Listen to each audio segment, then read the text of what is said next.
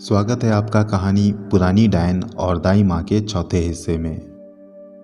गुरु विश्वनाथ की बात सुनकर पंडित और चौधरी के माथे पर पसीना आ गया। पंडित कहने लगे, गुरुजी, क्या इसे हटाने का कोई उपाय नहीं? और ये मेरे गांव में आई ही क्यों है?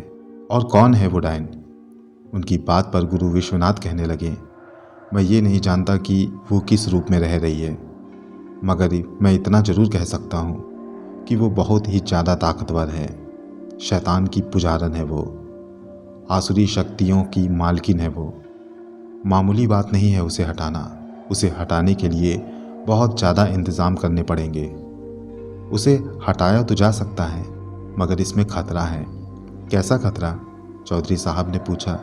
तो विश्वनाथ गुरुजी फिर बोले, खतरा ऐसा है कि आपकी जान भी जा सकती है, या यूँ कहे कि उस शख्स की भी जान जा सकती है जो उसे हटाने का काम करे। अगर मैंने ये किया तो यकीनन मेरी जान की भी बन सकती है, या कोई और करे तो उसकी जान के भी खतरा हो सकता है। और ये सब जानते हुए कोई भी इन सब मामलों में हाथ नहीं डालेगा। तो क्या गुरुजी, हम लोग ऐसे ही उस डायन का शिकार हो जाएंगे? पंडित के ऐसे पूछने पर गुरु विश्वनाथ कहने लगे, नहीं बेटा, तुम डरो नहीं।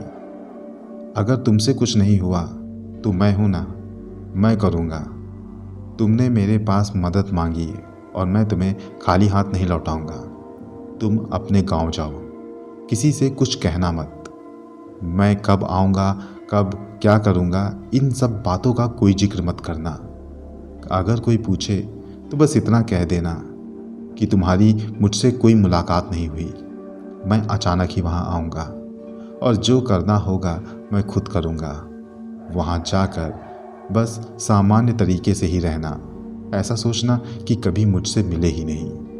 बाकी मैं आकर देख लूँगा। गुरुजी, आपका बहुत बहुत धन्यवाद। ये कहते हुए चौधरी ने उनके पैर पकड़ दिए और पंडित ने भी उनके पैर छुए।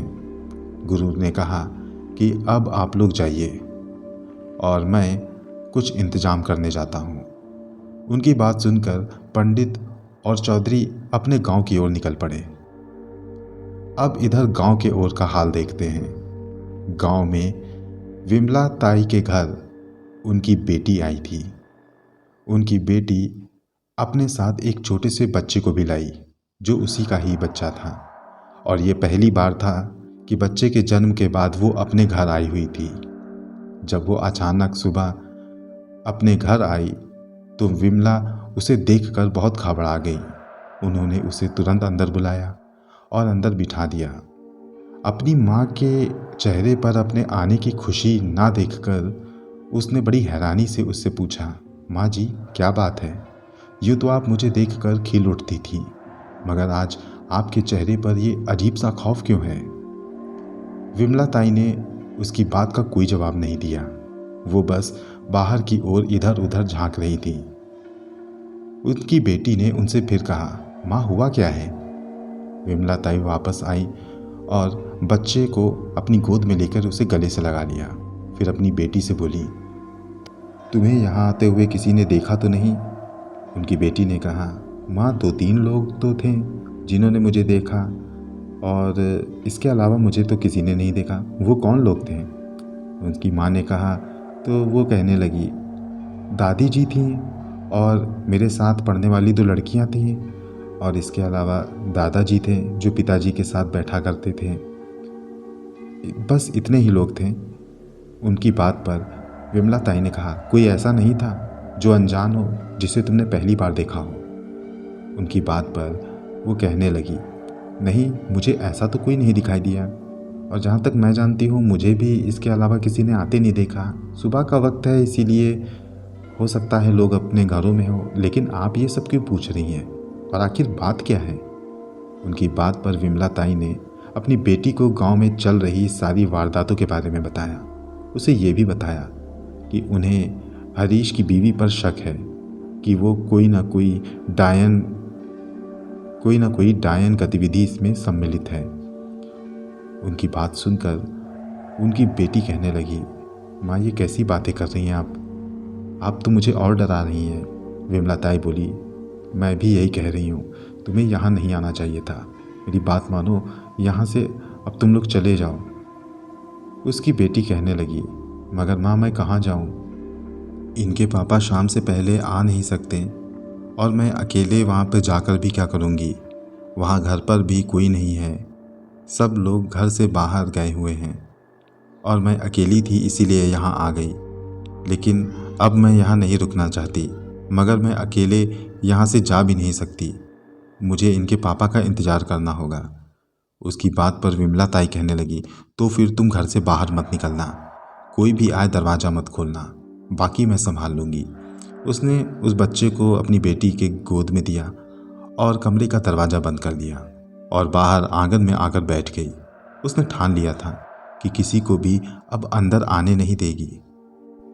वो आंगन में आलती पालती मार कर बैठ गई और बस बाहर की ओर ही निहारती रही। काफ़ी देर यूं बैठे रहने के बाद उसकी बेटी ने अंदर से उसे आवाज़ लगाई। उसने देखा तो उनकी बेटी कहने लगी, माँ मुझे पीने के लिए पानी चाहिए। उसने कहा, ठीक है बेटी तुम बैठो, मैं अभी लाती हूँ। विमला जैसे ही अंदर गई उसने घर के बर्तनों में झांक के देखा, उसमें पीने का पानी नहीं था। उसने सुबह सुबह अभी पानी नहीं भरा था। उसे याद आया कि उसे कुएं में जाकर पानी भरना है। वो कहने लगी, बेटी अंदर ही रहना, मुझे कुएं से पानी लाना पड़ेगा, मैं अभी लाती हूँ। इतना कहकर उसने बाल्टी उठाई और कुएं की ओर निकल पड़ी। वो तेज तेज कदम बढ़ाते हुए कुएं के करीब गई। उसने पानी भरा और तुरंत बाल्टी लेकर वापस आने लगी। मगर जैसे ही वो अपने घर की ओर मुड़ी, उसने अपने घर के आंगन में हरीश की बीवी को खड़ा पाया। ये देखकर उसके हाथ से बाल्टी छूट गई। वो तेजी से दौड़ते हुए अपने घर को जा पहुंची। कहने लगी, तुम यहाँ क्या कर रही हो? उसकी बात सुनकर कामिनी कहने लगी, मुझे आपके घर पर किसी को आते हुए मैंने देखा था और मुझे किसी के रोने की आवाज़ आ रही थी। कोई छोटा बच्चा था। मैंने सोचा कि आपके घर में कोई छोटा बच्चा आया है, सोचा कि खिला लूँ चल के, इसीलिए चली आई। देखा यहाँ सन्नाटा पड़ा था, यहाँ कोई नहीं था और वो कमरा बंद है, मुझे लग रहा है वहाँ पर कोई है। उनकी बात सुनकर विमला ताई ने झिंझलाते हुए कहा, तुम्हें इससे क्या, तुम यहाँ से जाओ और हमारे घर मत आओ। उसकी बात पर कामिनी बड़ी तेज उसे घूरते हुए कहने लगी, तो इस तरह से क्यों बोल रही हो? आखिर मैंने किया ही क्या है? विमला ताई ने कहा, कुछ किया हो या ना किया हो, मगर तुम मेरे घर मत आओ, निकल जाओ यहाँ से। उसकी बात पर कामिनी उनकी ओर घूर कर देखती हुई मुस्कुराने लगी और फिर वहाँ से चली गई। जाते जाते वो कई बार पीछे पलट कर उनको देखती रही। अब विमला ताई का डर के मारे बुरा हाल था। वो तुरंत अंदर गई। उन्होंने अपनी बेटी से पूछा कि कोई यहाँ आया तो नहीं था। उनकी बेटी ने बताया कि कोई औरत खड़ी थी, लेकिन उसने दरवाज़ा नहीं खोला। विमला ताई का डर के मारे बुरा हाल था। विमला ताई तुरंत दौड़ कर गई और बाल्टी उठा कर लाई। उन्होंने अपनी बेटी को पानी दिया और कहने लगी, अब कोई भी आए तुम्हें दरवाज़ा नहीं खोलना है। यही वो औरत थी जिसके ऊपर मुझे शंका थी। उसकी बात सुनकर विमला ताई के बेटी की भी चेहरे में खौफ के मारे पीलापन आ गया, मगर फिर भी उसने अपनी बेटी को संभाला, दरवाज़ा बंद किया और जल्दी से शाम होने का इंतज़ार करने लगी। अभी ये सब चल ही रहा था कि तभी गांव में पंडित और चौधरी साहब भी आ गए। उनके आते ही लोग उनके घर की ओर निकल पड़े। जैसे ही वो वहाँ पहुँचे, उन लोगों ने सभी गांव वालों से कहा, हमारी मुलाकात हमारे बाबा से नहीं हुई, इसलिए हमें कुछ दिन रुकना होगा। बाबा के कहे अनुसार उन्होंने गांव वालों से यही कहा। गांव वाले उनकी बात सुनकर निराश मुँह लेकर वापस अपने अपने घर चले आए। दिन भर तो यूं ही कट गया, मगर जैसे ही शाम हुई वैसे ही गुरु विश्वनाथ गांव के अंदर दाखिल हुए। उनके गांव के अंदर दाखिल होते ही लोगों का जमावड़ा वहां लग गया। गुरु विश्वनाथ सीधे अपने चेले पंडित के घर गए। उन्होंने उससे तुरंत तैयार होकर अपने साथ आने को कहा। उनके साथ चौधरी साहब भी हो लिए। वो लोग मंदिर के मैदान के पास पहुंचे। गुरु विश्वनाथ वहां बैठकर अपनी आंखें बंद करके जोर जोर से कुछ पढ़ने लगे। सभी हाथ जोड़कर उनके इर्द गिर्द बैठे थे। सभी इस बात को सोच रहे थे कि आखिर अचानक ये बाबा यहाँ कैसे आए और ये हैं कौन। मगर सभी को धीरे धीरे इस बात का अंदाज़ा हो गया कि ज़रूर ये पंडित जी के गुरुजी ही हैं, जो उनसे उस वक्त तो नहीं मिल पाए थे, मगर बाद में उनके आने की बात सुनकर वो यहाँ पे चले आए हैं। लोग अब इस बात को सोचकर काफ़ी संतुष्टि में थे। उनका भरोसा था कि गुरु विश्वनाथ जरूर कुछ न कुछ करेंगे। गुरु विश्वनाथ ने अपनी आंखें खोली और फिर से वही बात दोहराई, वो डायन इसी गांव में है जो तुम लोगों को धीरे धीरे मौत के साए में ढकेल रही है। उनकी बात सुनकर डर के मारे सारे गांव वाले थर्रा गए। भीड़ में अचानक से शोर सा उठने लगा, मगर सभी को शांत कराकर गुरु विश्वनाथ कहने लगे, मैं कुछ ना कुछ इंतजाम ज़रूर करूँगा। इसके लिए हम सबको एक साथ मिलकर रहना होगा और एक साथ हिम्मत बनाए रखनी होगी। ये कहकर गुरु विश्वनाथ अपनी जगह से उठ खड़े हुए। गुरु विश्वनाथ के साथ उनके 2 चेले और भी आए थे। उनमें से एक चेले ने एक कपड़े में लपेटी हुई कोई चीज़ उन्हें दी। उन्होंने वो कपड़ा खोला तो उसके अंदर 4 बड़ी बड़ी कीलें थीं। वो कहने लगे, मैं इन कीलों को गांव के 4 अलग अलग हिस्सों में या यूँ कहे कि कोनों में गाड़ूंगा, जिससे उस डायन का असर कम हो जाएगा। ये कहते ही वो मंत्र पढ़ते हुए गांव के एक कोने की ओर निकल पड़े। उनके ऊपर जमावड़ा सा लग गया। चौधरी साहब और पंडित भी उनके साथ हो लिए। वो तेज तेज कदम बढ़ाते हुए मंत्र पढ़ते हुए सीधे चलते चले जा रहे थे और जल्दी ही वो गांव के एक कोने की ओर पहुंच गए। वहां पर उन्होंने पहली कील गाड़ी। वो कील गाड़ते ही वहां पर एक अजीब सा मंजर देखने को मिला। जैसे ही कील गहराई में धंसी, न जाने क्यों वहां पर बसने वाले सारे पक्षी एकदम से चिल्लाने लगे और उड़कर अपने अपने बसेरे को छोड़कर इधर उधर भागने लगे। गुरु विश्वनाथ कहने लगे, घबराओ नहीं, ये सब मेरे मंत्रों का असर है, हमें दूसरे कोने में भी चलना है। ये कहकर गुरु विश्वनाथ दूसरे कोने की ओर चल पड़े। रात में उनके साथ अपने ही गांव के एक कोने से दूसरे कोने में सफ़र करना बहुत ही ज़्यादा खौफनाक लग रहा था। हालांकि उनके होते हुए लोगों के दिलों में ये उम्मीद भी थी कि किसी भी हालत में वो उन्हें हर मुसीबत से बचाएंगे। गुरु विश्वनाथ दूसरे कोने में भी पहुँचे। वहाँ भी उन्होंने दूसरी कील गाड़ दी और फिर इसी तरह बाकी बचे हुए दोनों कोनों में भी उन्होंने कील गाड़ दी। इस तरह से वो गांव चारों तरफ से उस अजीब सी कीलों से गड़ा हुआ एकदम सुरक्षित बन चुका था। उनकी कीलों का असर कुछ इस तरह से हुआ कि वहाँ की फैली हुई मनहूसियत में थोड़ी ताजगी लगने लगी। वहाँ पर कुछ अच्छा अनुभव होने लगा। लोगों के दिलों से डर मिटने लगा।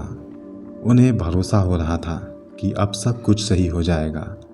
चारों ओर का माहौल भी कुछ पुरसुकून भी हो रहा था। कीले गाड़ने के बाद गुरु विश्वनाथ गांव के मंदिर के मैदान के पास आए। वहां बैठकर वो तेजी से मंत्र जाप करने लगे। उनके साथ साथ चौधरी साहब और पंडित भी मंत्र जाप करने लगे। उनको देखकर गांव वालों ने भी मंत्र जाप करना शुरू किया और धीरे धीरे पूरा गांव वालों की आवाज़ से मंत्र उच्चारण से गूंज उठा। और ये सब कामिनी के लिए बहुत ही ज़्यादा तकलीफ़देह था। वो घर में ही थी। वो उस दिन भी वहाँ नहीं गई थी और घर में वो उस मंत्र जाप की गूंज से तड़प रही थी। उसे इन चीज़ों से तकलीफ़ हो रही थी। उसने अपने दोनों हाथों से अपने कानों को बंद कर रखा था। विमला ताई भी अपने घर पर ही थी। उन्होंने अपनी बेटी को उस रात वहाँ से जाने नहीं दिया था। वो कह रही थी कि वो दूसरे दिन सुबह ही खुद अपनी बेटी को उसके घर पर छोड़ कर आएंगी।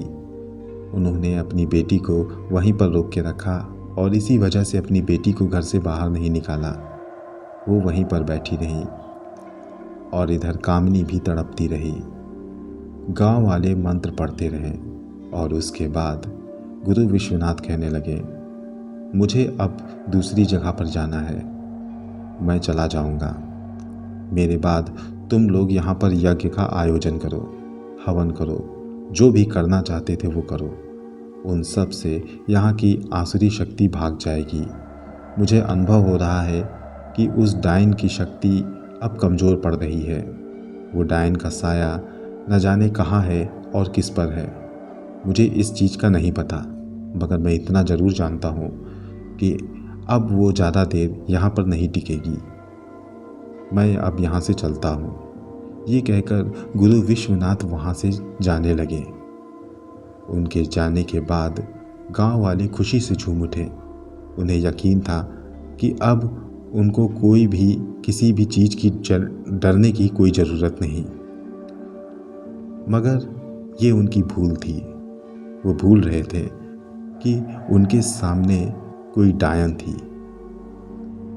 गुरु विश्वनाथ अपने दोनों चेलों के साथ पैदल ही वापस जा रहे थे। चौधरी साहब ने उन्हें गाड़ी से भेजने को कहा, मगर उन्होंने मना कर दिया। वो पैदल ही चलते चले जा रहे थे। धीरे धीरे वो एक सुनसान इलाके में जा पहुंचे। सुनसान इलाके में पहुंचकर वो एक दरख्त के नीचे बैठ गए। उन्होंने अपने चेलों से भी आराम करने को कहा। वहां पर बैठकर वो चारों ओर नज़र दौड़ाने लगे और मन ही मन कुछ मंत्रों का उच्चारण करने लगे।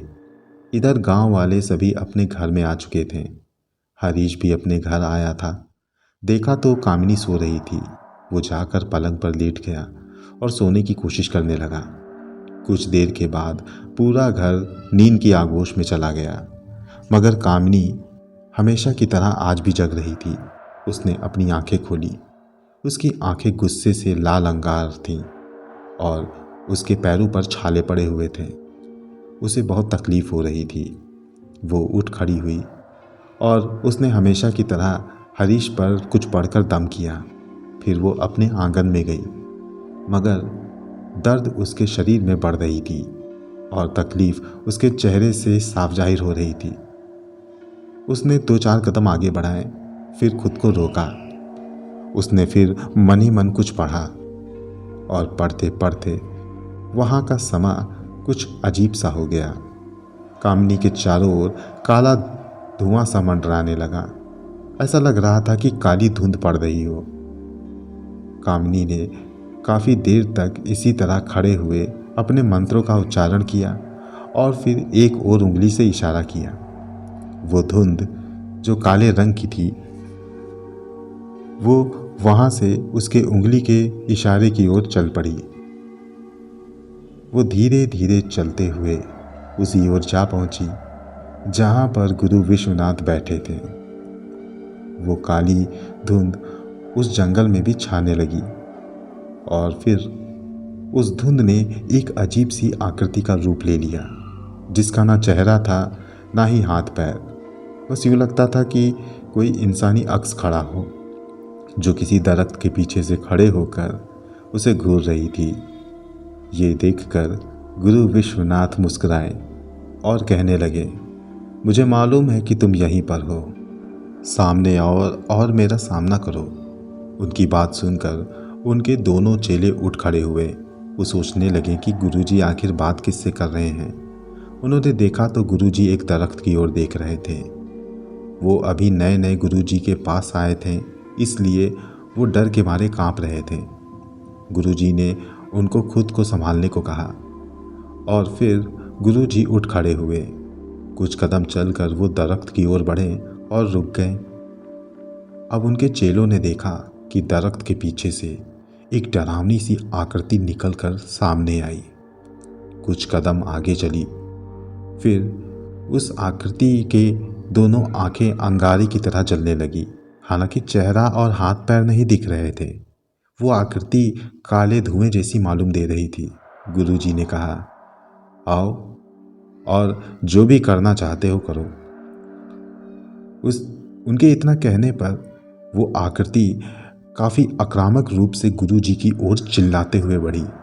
ये चीख इतनी भयानक और इतनी तेज थी कि कानों के पर्दे फाड़ देने के लिए काफ़ी थी। उनके दोनों चेलों ने अपने दोनों हाथों से कान बंद कर लिए, मगर गुरु विश्वनाथ मुस्कुराते हुए खड़े रहे। जैसे ही वो काले धुएं की आकृति उनके करीब आई, उन्होंने एक ऐसी फूंक मारी कि वो काला धुआं चिंगारियों में तब्दील होकर हवा में ही गायब हो गया। गुरु विश्वनाथ वापस दरख्त पर आकर बैठ गए और कहने लगे कि मुझे तेरे आका का इंतजार है, उसे आने दे, मैं उसको ही यहाँ पर ख़त्म करने आया हूँ। गुरु जी वहीं बैठे रहकर कुछ मन ही मन फिर से पढ़ने लगे। गुरु जी के दोनों चेले गुरु जी के पास ही बैठे रहे। वो अभी भी डर के मारे कांप रहे थे। गुरु जी ने कहा, डरो नहीं, अभी तो तुम्हें बहुत कुछ देखना है। कुछ देर के बाद कामिनी घर पर अजीब तरह से तड़पने लगी। वो खुद को रोक नहीं पा रही थी। वो समझ गई थी कि उसकी फेंकी हुई चाल नाकाम हो गई है। वो तड़पती हुई अब घर से बाहर आ गई और तेज तेज कदम बढ़ाते हुए उस ओर निकल पड़ी जहां गुरु विश्वनाथ बैठकर उसका इंतजार कर रहे थे। गुरु विश्वनाथ अपनी जगह पर बैठे ही हुए थे। उनके चेले भी उनके साथ थे। उन लोगों ने देखा कि दूर से कोई चलता हुआ उनके करीब आ रहा है। कोई औरत ही मालूम दे रही थी, उसके खुले बाल थे और अजीब ढंग से चलते हुए वो वहाँ पर आ रही थी। ये देखकर उनके चेले तो कांपने लगे, मगर गुरु विश्वनाथ के चेहरे पर मुस्कुराहट आ गई। कहने लगे, खौफ मत खाओ, मैं हूँ ना। जब वो चलती हुई गुरु विश्वनाथ के करीब आई तो गुरु विश्वनाथ ने उसका चेहरा देखा। कहने लगे, तो तुम हो इन सब के पीछे। उन्होंने अपनी अगली बात कहनी चाहिए कि तभी कामिनी बोल पड़ी, सुन, मेरे रास्ते से हट जा वरना इसका अंजाम बहुत बुरा होगा। गुरु विश्वनाथ कहने लगे, इस तरह की बचकाना बातें मैं कई बार सुन चुका हूँ और वैसे भी मैं तुझसे बात करने नहीं आया। अब मैं तुझे ख़त्म ही कर दूंगा, क्योंकि मुझे मालूम है कि तू आसुरी शक्तियों के ऐसे जाल में फंस चुकी है जहाँ से अब तू चाहकर भी नहीं निकल सकती। तेरा जिंदा रहना मानवता के लिए खतरनाक है। उनकी बात पर वो कामिनी कहने लगी कि ये तुम्हारी गलतफहमी है, मैं तुम्हें ऐसा करने नहीं दूंगी। इससे पहले कि तुम मुझे नुकसान पहुंचाओ, मैं तुम्हें मौत के घाट उतार दूंगी। ये कहकर वो मन ही मन कुछ पढ़ने लगी और देखते ही देखते उसके पीछे कुछ अजीब से काले साए मंडराने लगे, जो किसी इंसान जैसी आकृति लेकर उसके साथ खड़े हो गए। ये लंबे चौड़े दानों जैसे आदमी थे, जो इनका जिस्म इतना काला था कि काला अंधेरा भी उनके सामने फीका पड़ता था। वो काफ़ी भयानक लग रहे थे। दौड़ते हुए वो गुरु विश्वनाथ की ओर बढ़े। गुरु विश्वनाथ ने फिर कुछ पढ़ा और उन पर दम कर दिया। वो दोनों दानव चिल्लाते हुए वहाँ से भाग निकले। इसके बाद गुरु विश्वनाथ ने अपने चेलों के इर्द गिर्द एक हिसार बनाया और फिर उस डायन के सामने खड़े होकर मंत्र उच्चारण करने लगे। उस डायन ने फिर मंत्र पढ़ा और काला स्याह रंग का धुआं जाकर गुरु विश्वनाथ से टकरा गया। कुछ कदम दूर जाकर गुरु विश्वनाथ गिर गए, मगर अगले ही पल वो उठ खड़े हुए और उन्होंने कुछ मंत्र पढ़ने शुरू किए। इसके साथ ही उन्होंने उंगली से उस डायन के इर्द गिर्द हिसार सा खींचने लगे, मगर अगले ही पल उस डायन ने फिर कुछ पढ़कर दम किया, जिससे गुरु विश्वनाथ पीछे खिसक गए। दोनों में इस तरह से मुकाबला होता रहा। काफ़ी देर के बाद गुरु विश्वनाथ की जीत मालूम पड़ने लगी। गुरु विश्वनाथ ने उस चुड़ैल को अपने सामने गिरा दिया। वो चीखती पुकारती उनके सामने पड़ी, अब अपनी जान की भीख मांगने लगी। गुरु विश्वनाथ कहने लगे कि मैंने कहा था कि तू अब मेरे हाथों से बचेगी नहीं, तेरा अंत निकट है।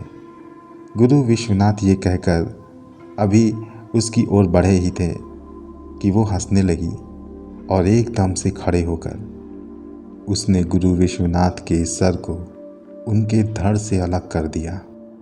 ये देखकर गुरु विश्वनाथ के दोनों चेले हिसार से निकलकर भागने लगे और फिर उनका भी वही अंजाम हुआ जो बाकियों का हुआ था। कामिनी जीत चुकी थी और साथ ही उसने ये कसम भी खाई कि अब वो उन गांव वालों को और भी भयानक मौत देगी। ये कहकर वो गांव की ओर मुड़कर उस ओर बढ़ चली। गांव वाले अब भारी मुसीबत में फंस चुके हैं। अब वो उस डायन के चंगुल से कैसे निकलेंगे, ये जानने के लिए सुनते रहें मेरी कहानी पुरानी डायन और दाई माँ के किस्से। मिलता हूँ अगली बार इसी कहानी के अगली कड़ी के साथ।